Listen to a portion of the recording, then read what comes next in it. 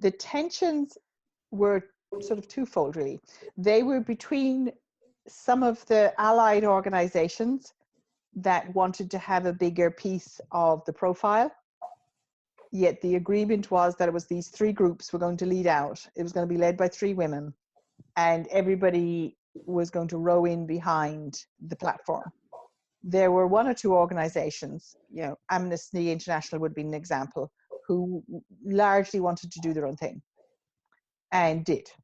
And there were egos involved in that. The bigger tensions were within groups.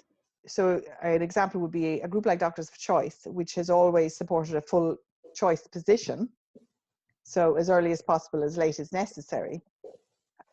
We were very constrained in the 12 weeks that it was all rosy up to 12 weeks. And after that, we still seemed to have to say it was rosy when it wasn't.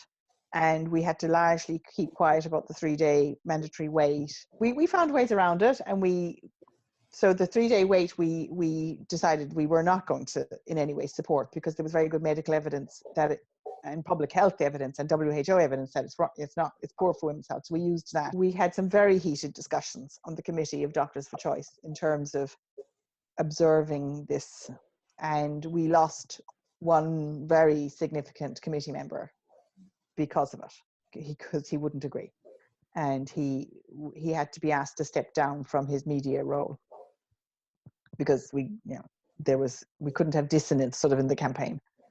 And I mean, small amounts, yes, but not substantial. So we all held it together.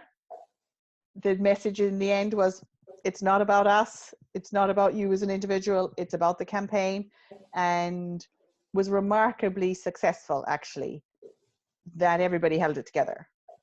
I think probably in no small part that the three leaders of Together for Yes, in terms of who represented the three main strands, were all women.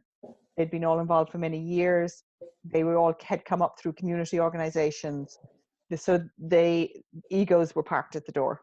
There were fractures, but overall, I think the plan was a good one. I overall would support it as a strategy. And in retrospect, I'm not sure there was any other way it could have been done. Yes, I mean, it's never easy to form a coalition. It's never easy to form a diverse leadership for a campaign. So there was an immense amount of discussion, talking through disagreements.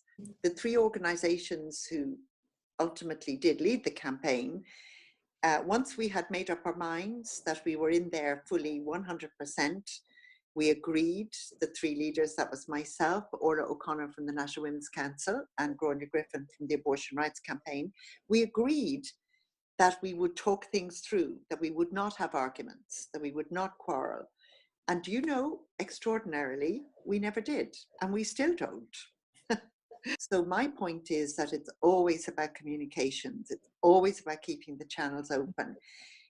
So there were obviously discussions, I would say, rather than tensions, about the kind of emphasis that you might give to the messaging in the campaign. We went for that really down the middle, that this is part of healthcare, but health understood in the World Health Organization definition as including well-being.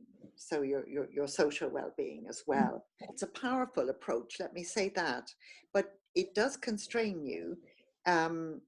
I mean, we chose in a way that constraint for strategic purposes, but we never completely evacuated the other or eliminated the other arguments that you need to use. And I mean, I think what you lose if you have an exclusive public health emphasis, or what you can lose, is that emphasis on women's bodily integrity, autonomy, and basically freedom of choice. Therefore, you run the risk of losing women's agency as a sort of a powerful dynamic driver. You can keep it in there, but you have to work pretty hard.